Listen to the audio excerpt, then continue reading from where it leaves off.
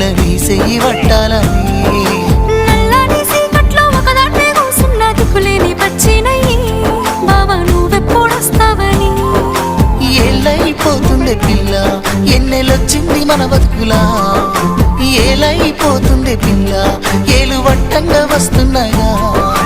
ఇన్నాళ్ళ ఎడబాటు ఎడవాసిపోతుందిలే ఈ సీనయ్య గుంటున్నదే సినదారా నీ కోసము ఈ దూరాన్ని చెరుపుతూ తీరాల తెగిరింది అందాల ఈ మానవు